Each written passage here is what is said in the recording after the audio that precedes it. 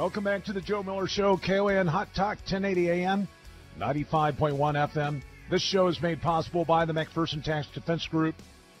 1-800-BEAT-IRS, BEATIRS.com. That's BEAT, IRS, serving Alaskans, Americans since 78, with 2 generations of tax defense attorneys.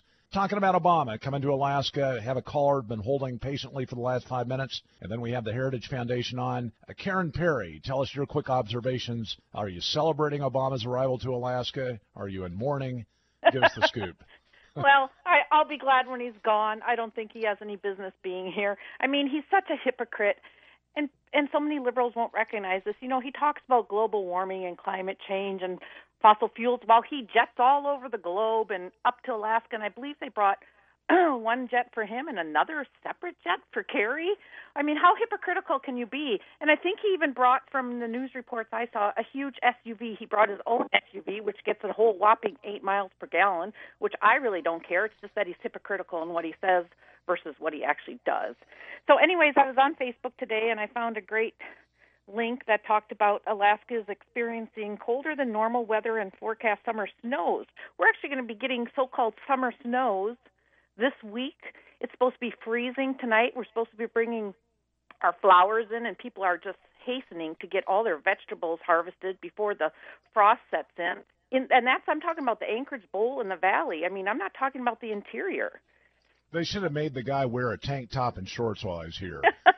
Well, I think you probably heard he's going on this so-called reality show. I don't know. I've never seen it. Something Bear or whatever. And I'm like, really, a reality show? What's he going to do? Chase butterflies? Oh, my word. Karen, I appreciate the call. Thanks for your insights on that, and thanks for listening to the show, being patient to come on. We always appreciate your intake on things. So thanks, Joe. All right, thanks, Bye. Karen. We got Nicholas Loris on from the Heritage Foundation. He's been there since 2007. He's a senior policy analyst.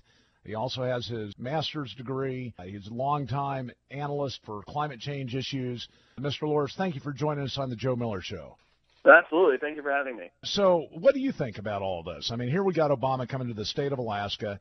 It's cold outside, snow in Fairbanks, frost on the windows in the cars on Anchorage almost every day. Is this settled science, and are his regulations appropriately addressing what's going on in the environment? Yeah, it's settled science in the fact that the climate is changing, and it's always been changing. And when the left always likes to talk about the 97%, that 97% of climatologists agree on global warming. And they do, but you have to look at what they're actually agreeing on. They're agreeing on the fact that the climate is changing and that, yes, man-made emissions are playing a role. What they're not agreeing on is how much of a role that is, how quickly the Earth is warming. In fact, we haven't seen any global warming in the last 15 to 20 years. And most importantly, the policy prescriptions, the climate change plan and regulations that he's touring around the country shilling for won't do anything to mitigate global temperatures, even if you think we're headed towards catastrophic warming, which we're not. So what exactly is the objective? I mean, does the administration actually think it is going to address any type of climate change or global warming, or do you think this is just all about increased government control? I think it's a little combination of both, to be honest.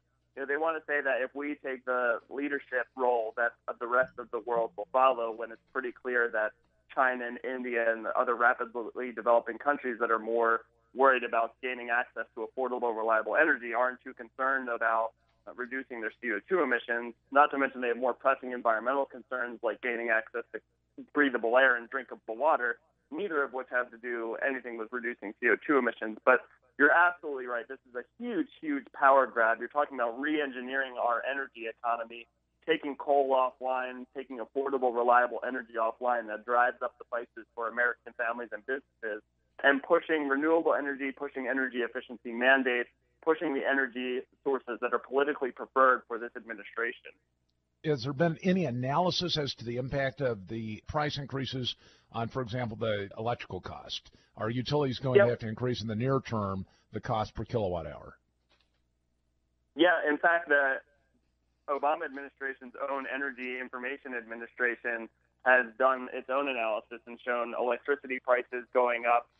It depends on the magnitude because each state is given an opportunity to come up with its own plans. So you've seen electricity prices estimates as low as 8%, but as high as 17%. And those have huge ripple effects on the economy, too. That may sound modest, but it's not just when your electricity bill comes. It's when you go to the grocery store, when you go to the Home Depot, because all these businesses are going to pass your higher bills on to the consumers. So it has huge, huge ripple effects, and the overall cost of the economy is hundreds of thousands of jobs lost, a multi-trillion-dollar hit in terms of lost gross domestic product as a result of these higher prices. So it does have huge economic consequences.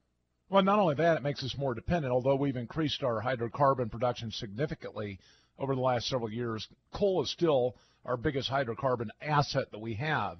Is there any coal that we're now going to be able to use effectively after these regulations are passed? It's going to be diminished significantly. In fact, coal provides about 40% of our electricity generation, and this climate change regulation is really two-pronged. It's not only on existing power plants, but it's also a regulation on new power plants.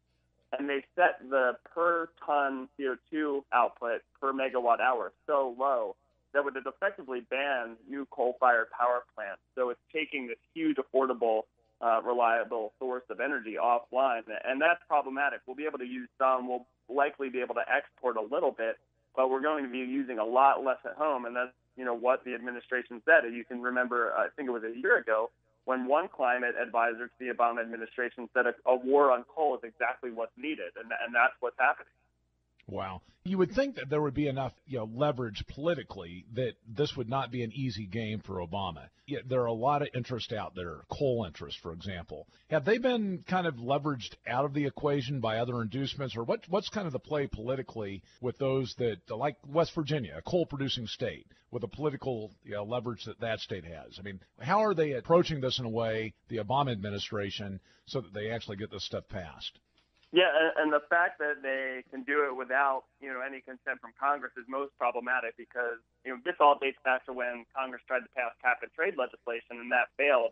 And President Obama said, there's more than one way to skin a cat, and I'll do it through the unelected bureaucrats at the EPA to impose these regulations. And, coal country has been adamantly opposed to these regulations. The administration has been trying to sell this plan as it being flexible, and it'll give the states a lot of options in terms of implementing renewable electricity standards, enforcing more wind and solar on their citizens, or implementing energy efficiency mandates. But the reality is, no matter what route the states take, it's going to cost them money, and it's going to, again, raise energy prices and be devoid of any meaningful climate benefit.